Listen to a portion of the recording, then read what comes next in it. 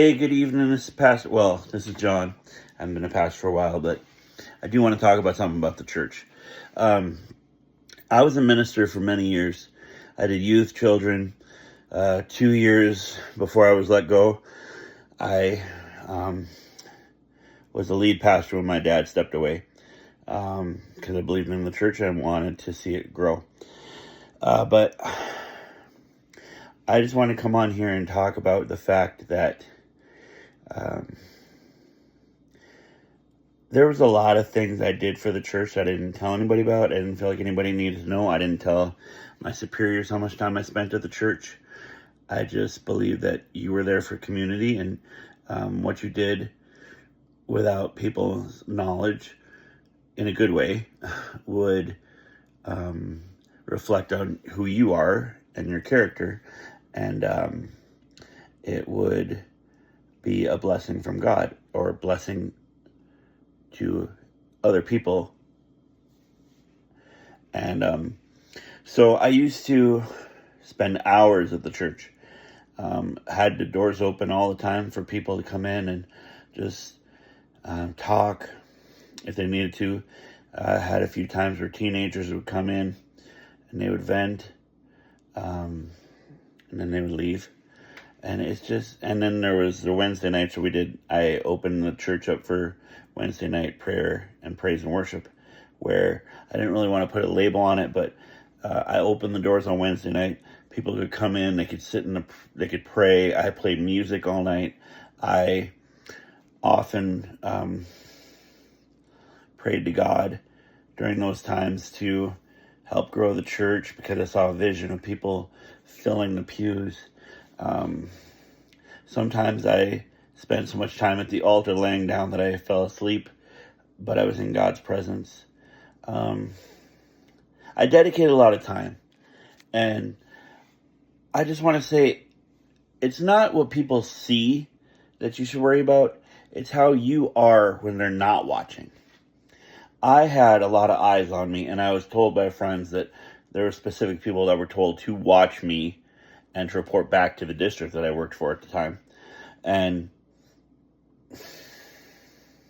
I didn't care. I was running the church the way that I felt God wanted me to. I devoted time for the people. I opened the doors for praise and worship.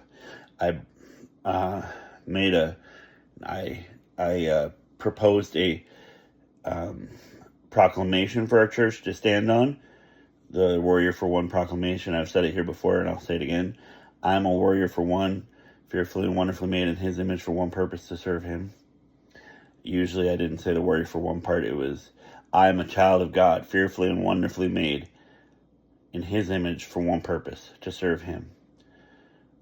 And that was the whole point of me serving in the church. I didn't want it to be about me.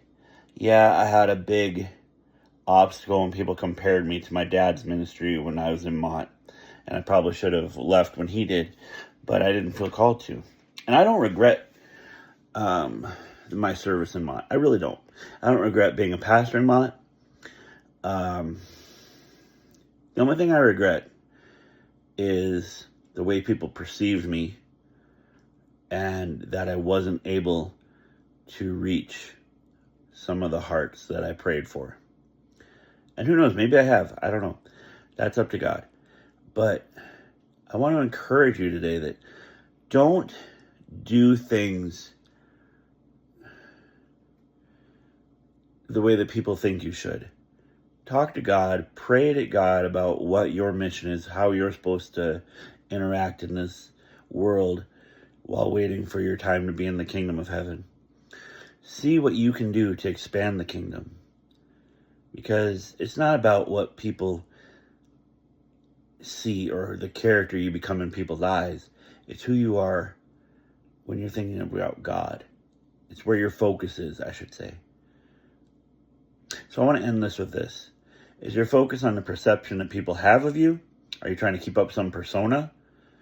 Or are you focused on being who you are in any condition, trying to help people see the value in themselves and the value that they have in Christ's eyes.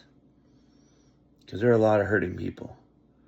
And if we could just focus our hearts on reaching people and not getting glorified or not being uplifted because of our achievements, what miracles could we perform?